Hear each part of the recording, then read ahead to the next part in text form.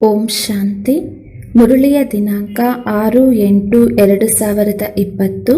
ಪ್ರಾತಃ ಮುರುಳಿ ಬಾಪ್ದಾದ ಮಧುಬನ. ಮಧುರ ಮಕ್ಕಳೇ, ಬೆಳಗ್ಗೆ ಬೆಳಗ್ಗೆ ಎದ್ದು ಇದೇ ಚಿಂತನೆ ಮಾಡಿ, ನಾನು ಇಷ್ಟು ಚಿಕ್ಕ ಆತ್ಮ ಎಷ್ಟು ದೊಡ್ಡ ಶರೀರವನ್ನು ನಡೆಸುತ್ತಿದ್ದೇನೆ. ನಾನಾತ್ಮದಲ್ಲಿ ಅವಿನಾಶಿ ಪಾತ್ರವು ನಿಗದಿಯಾಗಿದೆ. ಬೆಳಗ್ಗೆ ಬೆಳಗ್ಗೆ ಎದ್ದು ಇದೇ ಚಿಂತನೆ ಮಾಡಿ, ನಾನು ಇಷ್ಟು ಚಿಕ್ಕ ಆತ್ಮ ಎಷ್ಟು ದೊಡ್ಡ ಶರೀರವನ್ನು ನಡೆಸುತ್ತಿದ್ದೇನೆ. ನಾನಾತ್ಮದಲ್ಲಿ ಅವಿನಾಶಿ ಪಾತ್ರವು ನಿಗದಿಯಾಗಿದೆ. ಪ್ರಶ್ನೆ: ಶಿವ ತಂದೆಗೆ ಯಾವ ಅಭ್ಯಾಸವಿದೆ, ಯಾವುದಿಲ್ಲ? ಉತ್ತರ: ಆತ್ಮನನ್ನು ಜ್ಞಾನ ರತ್ನಗಳಿಂದ ಶೃಂಗಾರ ಮಾಡುವ ಅಭ್ಯಾಸವು ಶಿವ ತಂದೆಗಿದೆ. ಆದರೆ ಶಿವ ತಂದೆಗೆ ಶರೀರಕ್ಕೆ ಶೃಂಗಾರ ಮಾಡುವ ಅಭ್ಯಾಸವಿಲ್ಲ. ಏಕೆಂದರೆ ತಂದೆಯು ತಿಳಿಸುತ್ತಾರೆ, ನನಗಂತೂ ನನ್ನದೇ ಆದ ಶರೀರವಿಲ್ಲ. ನಾನು ಬಲೆ ಇವರ ಶರೀರವನ್ನು ಬಾಡಿಗೆಯಾಗಿ ತೆಗೆದುಕೊಳ್ಳುತ್ತೇನೆ. ಆದರೆ ಈ ಶರೀರದ ಶೃಂಗಾರವನ್ನು ಈ ಆತ್ಮವೇ, ಬ್ರಹ್ಮನೇ ಮಾಡಿಕೊಳ್ಳುತ್ತದೆ. ನಾನು ಮಾಡುವುದಿಲ್ಲ. ನಾನಂತೂ ಸದಾ ಅಶರೀರಿಯಾಗಿದ್ದೇನೆ. ಗೀತೆ: ಪ್ರಪಂಚವು ಬದಲಾದರೂ ನಾವು ಬದಲಾಗುವುದಿಲ್ಲ. ಓಂ ಶಾಂತಿ. ಮಕ್ಕಳು, ಈ ಗೀತೆಯನ್ನು ಕೇಳಿದಿರಿ. ಯಾರು ಕೇಳಿದರು? ಆತ್ಮವು ಈ ಶರೀರದ ಕಿವಿಗಳ ಮೂಲಕ ಕೇಳಿದೆ. ಮಕ್ಕಳಿಗೂ ಸಹ ಇದು ಅರ್ಥವಾಗಿದೆ. ಆತ್ಮವು ಎಷ್ಟು ಚಿಕ್ಕದಾಗಿದೆ. ಆ ಆತ್ಮವು ಈ ಶರೀರದಲ್ಲಿ ಇಲ್ಲವೆಂದರೆ ಶರೀರವಂತೂ ಕೆಲಸಕ್ಕೆ ಬರುವುದಿಲ್ಲ. ಎಷ್ಟು ಚಿಕ್ಕ ಆತ್ಮನ ಆಧಾರದ ಮೇಲೆ ಎಷ್ಟು ದೊಡ್ಡ ಶರೀರವು ನಡೆಯುತ್ತದೆ. ಪ್ರಪಂಚದಲ್ಲಿ ಇದು ಯಾರಿಗೂ ತಿಳಿದಿಲ್ಲ. ಆತ್ಮವೆಂದರೇನು, ಯಾವುದು ಈ ರಥದಲ್ಲಿ ವಿರಾಜಮಾನವಾಗುತ್ತದೆ. ಅಕಾಲ ಮೂರ್ತಿ ಆತ್ಮನಿಗೆ ಇದು ಸಿಂಹಾಸನವಾಗಿದೆ. ಮಕ್ಕಳಿಗೂ ಸಹ ಈ ಜ್ಞಾನವು ಸಿಗುತ್ತದೆ. ಎಷ್ಟು ರಮಣೀಕ, ರಹಸ್ಯಯುಕ್ತವಾಗಿದೆ. ಯಾರಾದರೂ ಇಂತಹ ರಹಸ್ಯಯುಕ್ತ ಮಾತನ್ನು ಕೇಳಿದಾಗ ಚಿಂತನೆ ನಡೆಯುತ್ತದೆ. ನೀವು ಮಕ್ಕಳಿಗೂ ಸಹ ಇದೇ ಚಿಂತನೆ ನಡೆಯುತ್ತದೆ. ಇಷ್ಟು ಚಿಕ್ಕ ಆತ್ಮವು ಎಷ್ಟು ದೊಡ್ಡ ಶರೀರದಲ್ಲಿದೆ. ಆತ್ಮದಲ್ಲಿ 84 ಜನ್ಮಗಳ ಪಾತ್ರವು ನಿಗದಿಯಾಗಿದೆ. ಶರೀರವಂತೂ ವಿನಾಶವಾಗಿ ಬಿಡುತ್ತದೆ, ಬಾಕಿ ಆತ್ಮವೇ ಉಳಿಯುತ್ತದೆ. ಇವು ಬಹಳ ವಿಚಾರ ಮಾಡುವ ಮಾತುಗಳಾಗಿವೆ. ಮುಂಚಾನೆ ಎದ್ದು ಈ ವಿಚಾರ ಮಾಡಬೇಕು. ಈಗ ಆತ್ಮಕ್ಕೆ ಸ್ಮೃತಿ ಬಂದಿದೆ. ಆತ್ಮವು ಎಷ್ಟು ಚಿಕ್ಕದಾಗಿದೆ, ಅದಕ್ಕೆ ಅವಿನಾಶಿ ಪಾತ್ರವು ಸಿಕ್ಕಿದೆ. ನಾನಾತ್ಮನು ಎಷ್ಟು ವಿಚಿತ್ರನಾಗಿದ್ದೇನೆ. ಇದು ಹೊಸ ಜ್ಞಾನವಾಗಿದೆ. ಯಾವುದು ಪ್ರಪಂಚದಲ್ಲಿ ಯಾರಿಗೂ ತಿಳಿದಿಲ್ಲ. ತಂದೆಯೇ ಬಂದು ತಿಳಿಸುತ್ತಾರೆ. ಅಂದಾಗ ಇದನ್ನು ಸ್ಮರಣೆ ಮಾಡಬೇಕಾಗಿದೆ. ತಂದೆಯೇ ಬಂದು ತಿಳಿಸುತ್ತಾರೆ ಅಂದಾಗ ಇದನ್ನು ಸ್ಮರಣೆ ಮಾಡಬೇಕಾಗಿದೆ. ನಾವು ಇಷ್ಟು ಸೂಕ್ಷ್ಮ ಆತ್ಮಗಳು ಹೇಗೆ ಪಾತ್ರವನ್ನು ಅಭಿನಯಿಸುತ್ತೇವೆ. ಶರೀರವು ಪಂಚತತ್ವಗಳಿಂದಾಗುತ್ತದೆ. ತಂದೆಗೆ ತಿಳಿಯುತ್ತದೆಯೇ? ಶಿವ ತಂದೆಯ ಆತ್ಮವು ಹೇಗೆ ಬರುತ್ತದೆ, ಹೇಗೆ ಹೋಗುತ್ತದೆ? ಸದಾ ಇವರಲ್ಲಿಯೇ ಇರುವುದಿಲ್ಲ. ಅಂದ ಮೇಲೆ ಇದೇ ಚಿಂತನೆ ಮಾಡಬೇಕಾಗಿದೆ. ನೀವು ಮಕ್ಕಳಿಗೆ ತಂದೆಯು ಇಂತಹ ಜ್ಞಾನವನ್ನು ಕೊಡುತ್ತಾರೆ. ಇದು ಎಂದೂ ಯಾರಿಗೂ ಸಿಗಲು ಸಾಧ್ಯವಿಲ್ಲ. ನಿಮಗೆ ತಿಳಿದಿದೆ, ಅವಶ್ಯವಾಗಿ ಈ ಜ್ಞಾನವು ಬ್ರಹ್ಮನ ಆತ್ಮನಲ್ಲಿರಲಿಲ್ಲ. ಅನ್ಯ ಸತ್ಸಂಗಗಳಲ್ಲಿ ಇಂತಹ ಮಾತುಗಳ ಮೇಲೆ ಯಾರಿಗೂ ಗಮನವಿರುವುದಿಲ್ಲ. ಆತ್ಮ ಮತ್ತು ಪರಮಾತ್ಮನ ಬಗ್ಗೆ ಅಂಶ ಮಾತ್ರವೂ ಜ್ಞಾನವಿಲ್ಲ. ನಾನಾತ್ಮನು ಶರೀರದ ಮೂಲಕ ಇವರಿಗೆ ಮಂತ್ರವನ್ನು ಕೊಡುತ್ತೇನೆ ಎಂದು ಯಾವುದೇ ಸಾಧು ಸನ್ಯಾಸಿಗಳು ತಿಳಿಯುವುದಿಲ್ಲ. ಆತ್ಮವು ಶರೀರದ ಮೂಲಕ ಶಾಸ್ತ್ರವನ್ನು ಓದುತ್ತದೆ. ಯಾವ ಮನುಷ್ಯನೂ ಸಹ ಆತ್ಮಾಭಿಮಾನಿಯಾಗಿಲ್ಲ. ಯಾರಿಗೂ ಆತ್ಮದ ಜ್ಞಾನವಿಲ್ಲ. ಅಂದ ಮೇಲೆ ತಂದೆಯ ಜ್ಞಾನವು ಹೇಗಿರುತ್ತದೆ? ನಾವಾತ್ಮಗಳಿಗೆ ತಂದೆಯು ತಿಳಿಸುತ್ತಾರೆ, ಮಧುರಾತಿ ಮಧುರ ಮಕ್ಕಳೇ, ನೀವು ಎಷ್ಟು ಬುದ್ಧಿವಂತರಾಗುತ್ತಿದ್ದೀರಿ. ಈ ಶರೀರದಲ್ಲಿ ಯಾವ ಆತ್ಮವಿದೆಯೋ ಇದಕ್ಕೆ ಪರಮಪಿತ ಪರಮಾತ್ಮನು ಕುಳಿತು ಓದಿಸುತ್ತಾರೆ ಎಂದು ತಿಳಿದುಕೊಳ್ಳುವಂತಹ ಮನುಷ್ಯರು ಯಾರೊಬ್ಬರೂ ಇಲ್ಲ. ಎಷ್ಟು ತಿಳಿದುಕೊಳ್ಳುವ ಮಾತುಗಳಾಗಿವೆ. ಆದರೂ ಸಹ ಉದ್ಯೋಗ ವ್ಯವಹಾರಗಳಲ್ಲಿ ಹೋದಾಗ ಇದು ಮರೆತು ಹೋಗುತ್ತದೆ. ಮೊಟ್ಟ ಮೊದಲನೆಯದಾಗಿ ತಂದೆಯು ಆತ್ಮದ ಜ್ಞಾನವನ್ನು ಕೊಡುತ್ತಾರೆ. ಇದು ಯಾವ ಮನುಷ್ಯ ಮಾತ್ರರಿಗೂ ಇಲ್ಲ. ಆತ್ಮಗಳು ಮತ್ತು ಪರಮಾತ್ಮನು ಬಹಳ ಕಾಲ ಅಗಲಿದ್ದರೆಂದು ಗಾಯನವಿದೆ, ಲೆಕ್ಕವಿದೆಯಲ್ಲವೇ? ನೀವು ಮಕ್ಕಳು ತಿಳಿದುಕೊಂಡಿದ್ದೀರಿ. ಆತ್ಮವೇ ಶರೀರದ ಮೂಲಕ ಮಾತನಾಡುತ್ತದೆ. ಆತ್ಮವೇ ಶರೀರದ ಮೂಲಕ ಒಳ್ಳೆಯ ಮತ್ತು ಕೆಟ್ಟ ಕೆಲಸವನ್ನು ಮಾಡುತ್ತದೆ. ತಂದೆಯು ಬಂದು ಆತ್ಮಗಳನ್ನು ಎಷ್ಟು ಪವಿತ್ರವನ್ನಾಗಿ ಮಾಡುತ್ತಾರೆ. ಮೊಟ್ಟ ಮೊದಲನೆಯದಾಗಿ ತಂದೆಯು ತಿಳಿಸುತ್ತಾರೆ, ಬೆಳಗ್ಗೆ ಬೆಳಗ್ಗೆ ಎದ್ದು ಇದೇ ಅಭ್ಯಾಸ ಮತ್ತು ವಿಚಾರ ಮಾಡಿ. ಆತ್ಮವೆಂದರೇನು? ಅದು ಈ ಶರೀರದ ಮೂಲಕ ಕೇಳುತ್ತದೆ.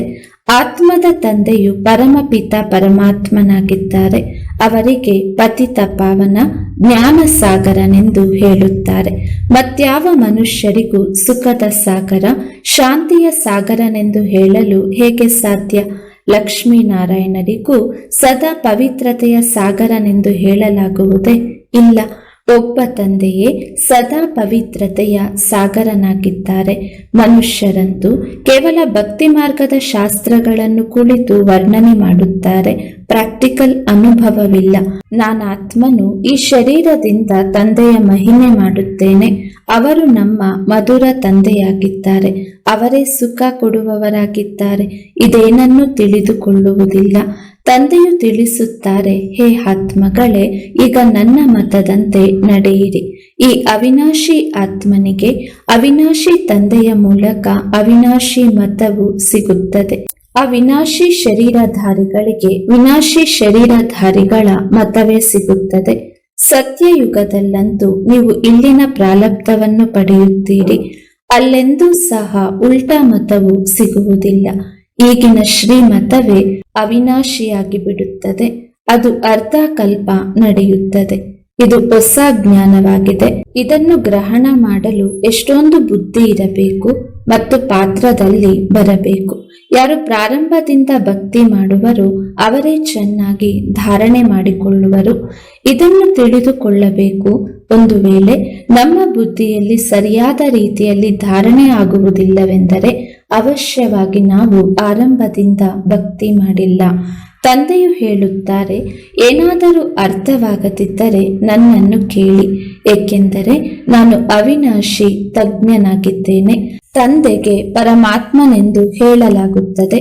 ಆತ್ಮವು ಪವಿತ್ರವಾಗಿದ್ದಾಗ ಅದಕ್ಕೆ ಮಹಿಮೆಯಾಗುತ್ತದೆ. ಆತ್ಮದ ಮಹಿಮೆ ಇದ್ದಾಗ ಶರೀರಕ್ಕೂ ಮಹಿಮೆಯಾಗುತ್ತದೆ. ಆತ್ಮವು ತಮೋ ಪ್ರಧಾನವಾದಾಗ ಶರೀರಕ್ಕೂ ಮಹಿಮೆ ಇಲ್ಲ. ಈ ಸಮಯದಲ್ಲಿ ನೀವು ಮಕ್ಕಳಿಗೆ ಬಹಳ ಗುಹ್ಯ ಬುದ್ಧಿಯು ಸಿಗುತ್ತದೆ. ಆತ್ಮಕ್ಕೆ ಸಿಗುತ್ತದೆ. ಆತ್ಮವು ಎಷ್ಟೊಂದು ಮಧುರವಾಗಬೇಕು. ಎಲ್ಲರಿಗೆ ಸುಖವನ್ನು ಕೊಡಬೇಕು. ತಂದೆಯು ಎಷ್ಟು ಮಧುರರಾಗಿದ್ದಾರೆ. ಆತ್ಮಗಳನ್ನು ಸಹ ಬಹಳ ಮಧುರರನ್ನಾಗಿ ಮಾಡುತ್ತಾರೆ. ಆತ್ಮವು ಯಾವುದೇ ಅಕರ್ತವ್ಯ ಕಾರ್ಯವನ್ನು ಮಾಡದಿರಲಿ ಈ ಅಭ್ಯಾಸ ಮಾಡಬೇಕಾಗಿದೆ. ಪರಿಶೀಲನೆ ಮಾಡಿಕೊಳ್ಳಿ, ನನ್ನಿಂದ ಯಾವುದೇ ಅಕರ್ತವ್ಯವೂ ಆಗುತ್ತಿಲ್ಲವೇ?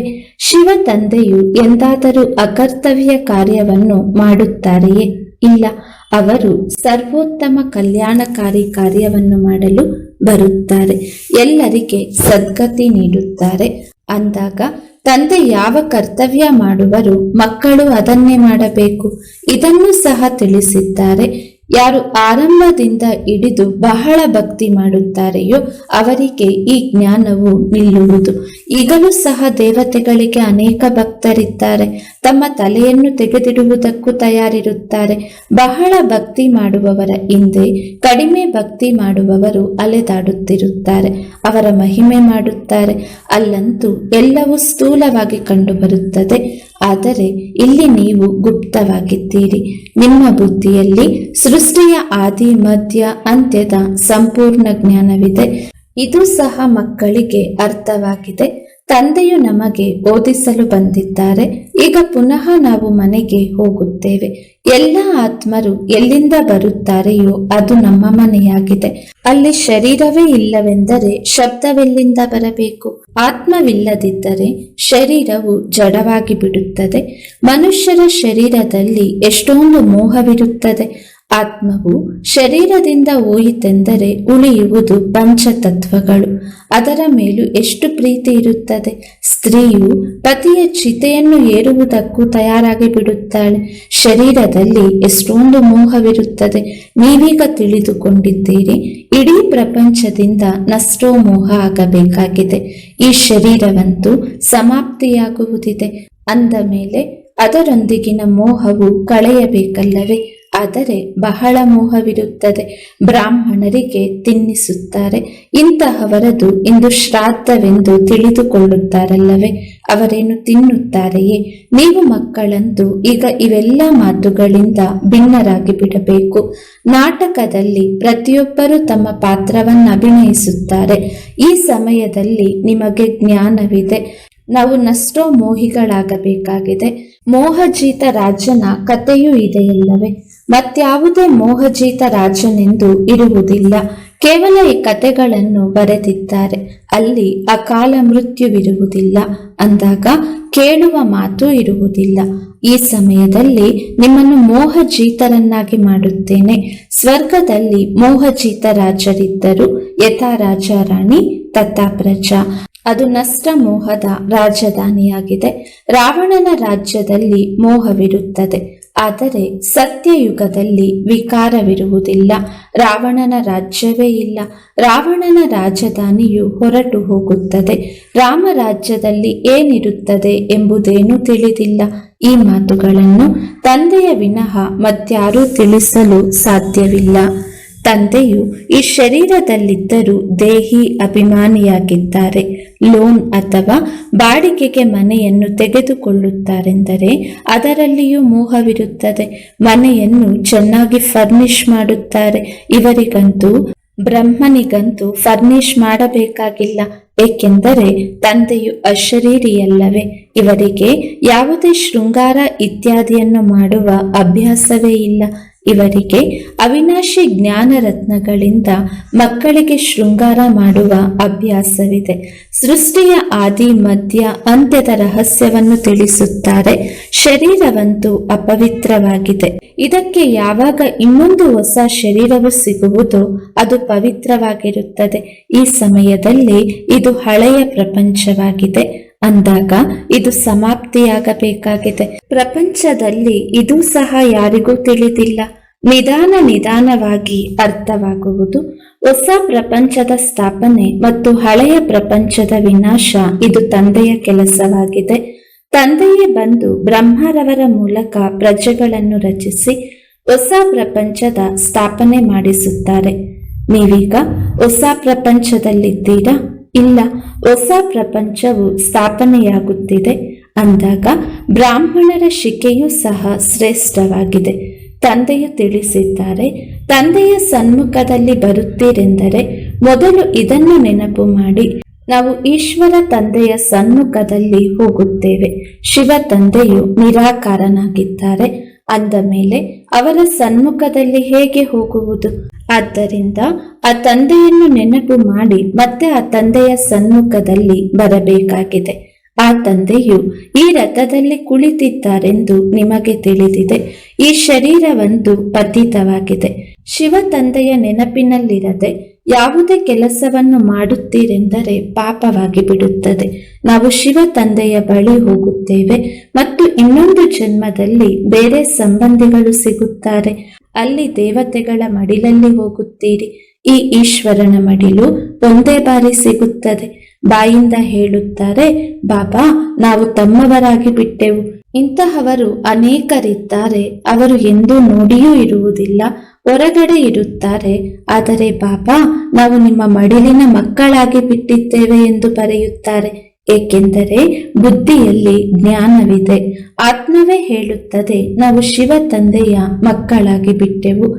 ಇದಕ್ಕೆ ಮೊದಲು ನಾವು ಪತಿತರ ಮಡಿಲಿನಲ್ಲಿದ್ದೇವೆ. ಭವಿಷ್ಯದಲ್ಲಿ ಪವಿತ್ರ ದೇವತಾ ಮಡಿಲಿನಲ್ಲಿ ಹೋಗುತ್ತೇವೆ. ಈ ಜನ್ಮವು ದುರ್ಲಭವಾಗಿದೆ. ನೀವು ವಜ್ರ ಸಮಾನವಾಗಿ ಇಲ್ಲಿ ಸಂಗಮ ಯುಗದಲ್ಲಿಯೇ ಆಗುತ್ತೀರಿ. ಸಂಗಮ ಯುಗವು ಯಾವುದೇ ಆ ನೀರಿನ ಸಾಗರ ಮತ್ತು ನದಿಗಳಿಗೆ ಹೇಳುವುದಿಲ್ಲ. ರಾತ್ರಿ ದಿನದ ಅಂತರವಿದೆ. ಬ್ರಹ್ಮಪುತ್ರ ನದಿಯು ಎಲ್ಲದಕ್ಕಿಂತ ದೊಡ್ಡ ನದಿಯಾಗಿದೆ. ಯಾವುದು ಸಾಗರದಲ್ಲಿ ಮಿಲನವಾಗುತ್ತದೆ. ನದಿಗಳು ಹೋಗಿ ಸಾಗರದಲ್ಲಿ ಸೇರುತ್ತವೆ. ನೀವು ಸಹ ಸಾಗರನಿಂದ ಹೊರಟಿರುವ ಜ್ಞಾನ ನದಿಗಳಾಗಿದ್ದೀರಿ. ಜ್ಞಾನ ಸಾಗರ ಶಿವ ತಂದೆಯಾಗಿದ್ದಾರೆ. ಎಲ್ಲದಕ್ಕಿಂತ ದೊಡ್ಡ ನದಿ ಬ್ರಹ್ಮಪುತ್ರ ನದಿಯಾಗಿದೆ.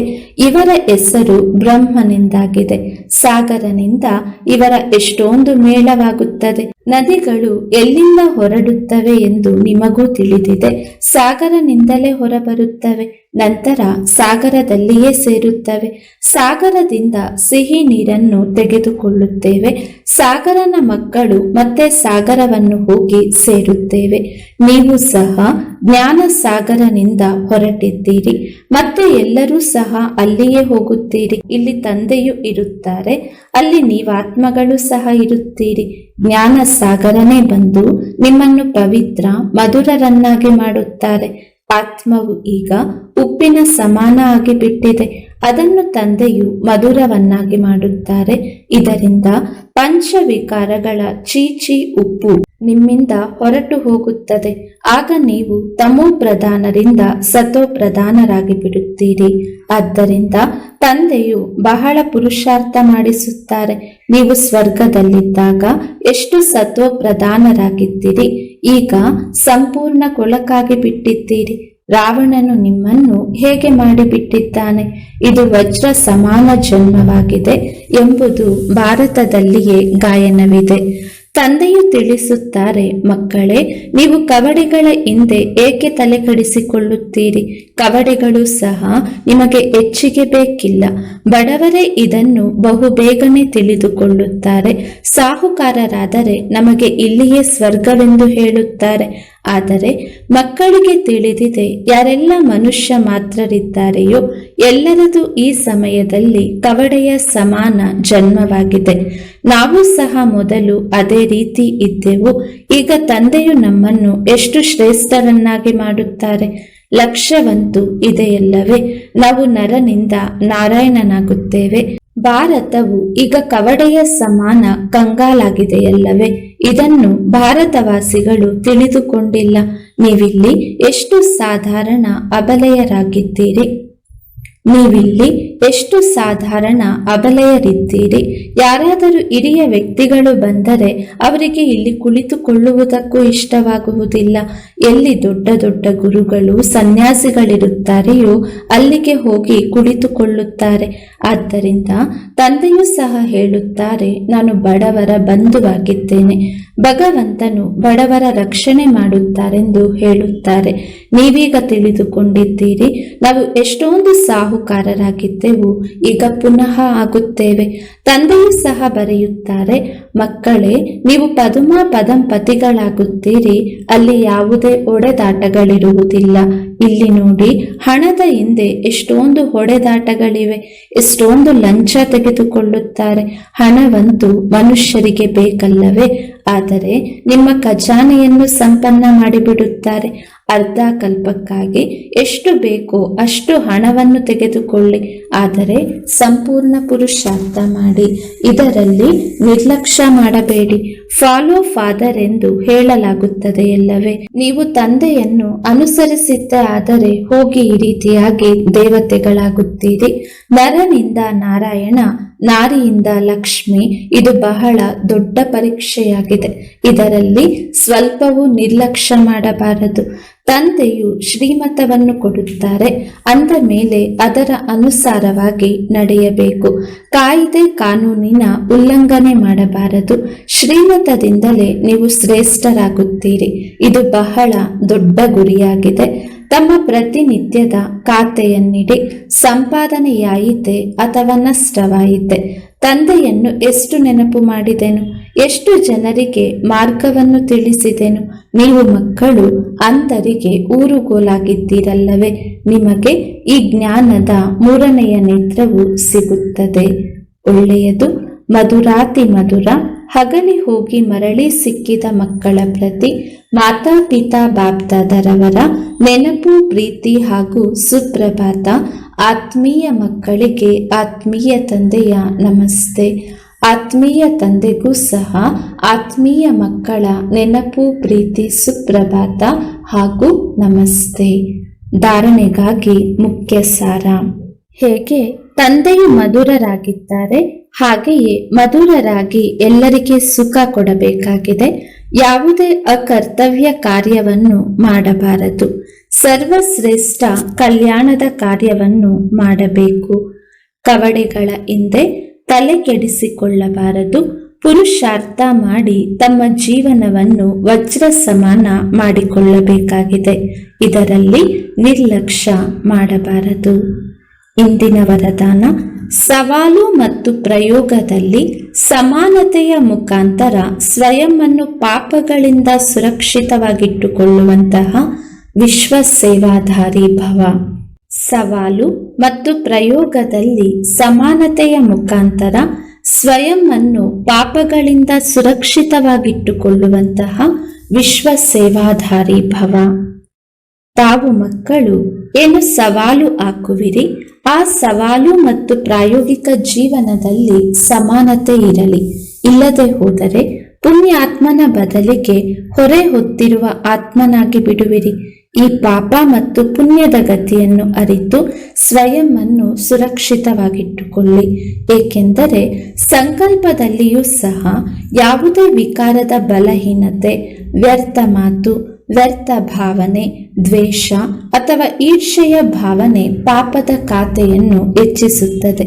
ಆದ್ದರಿಂದ ಪುಣ್ಯಾತ್ಮ ಭವದ ವರದಾನದ ಮುಖಾಂತರ ಸ್ವಯಂವನ್ನು ಸುರಕ್ಷಿತವಾಗಿಟ್ಟುಕೊಂಡು ವಿಶ್ವ ಸೇವಾಧಾರಿಗಳಾಗಿ ಸಂಘಟಿತ ರೂಪದಲ್ಲಿ ಏಕಮತ, ಏಕರಸ ಸ್ಥಿತಿಯ ಅನುಭವ ಮಾಡಿಸಿ.